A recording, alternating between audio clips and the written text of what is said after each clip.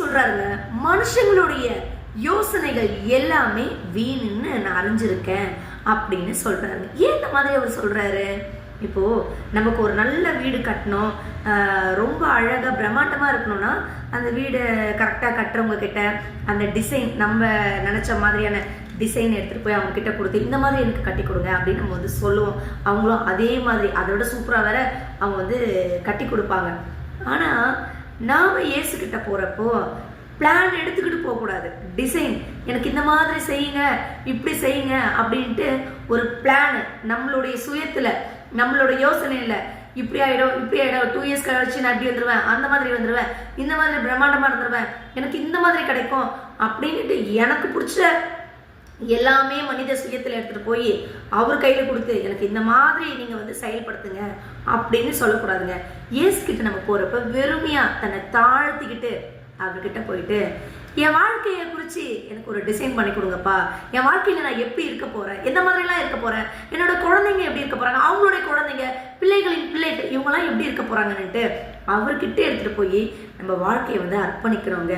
நீங்கள் நடத்துங்க, நீங்கள் செயல்படுத்துங்க, உங்கள் கரம் செயல்படும். உங்களுக்கு பிடிச்ச மாதிரி அந்த டிசைன் இருக்கட்டும், உங்களுக்கு பிடிச்ச மாதிரி அந்த பிளான் இருக்கட்டும், எல்லாமே உங்களுக்கு பிடிச்ச மாதிரி இருக்கணும் அப்படின்னு நம்ம சொல்லி அவர் கையில் நம்ம வந்து முழுவதுமாக அர்ப்பணிச்சோம்னா நம்மளோட வாழ்க்கை ரொம்ப பிரம்மாண்டமாக இருக்குங்க.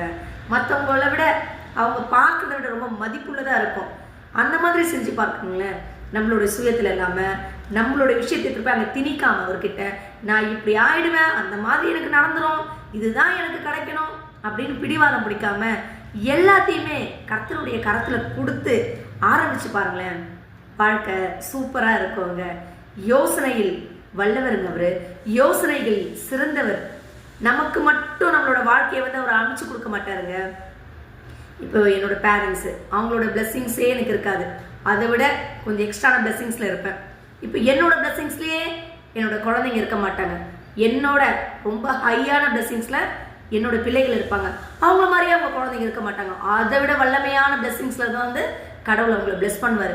ஸோ என்னன்னா பிளெஸ்ஸிங்ஸ் அப்படியே அதே லெவலில் இருக்காது, நம்ம அப்பா அம்மா இருந்த லெவல்லையே அப்படியே இருக்காது, லெவல் இன்க்ரீஸ் ஆகிட்டே இருக்கும். அப்படியேப்பட்டவர் நம்ம இயேசு. அவர் கரத்தில் கொடுங்க, அவர் என்ன பண்ணுறாருன்னு பாருங்க.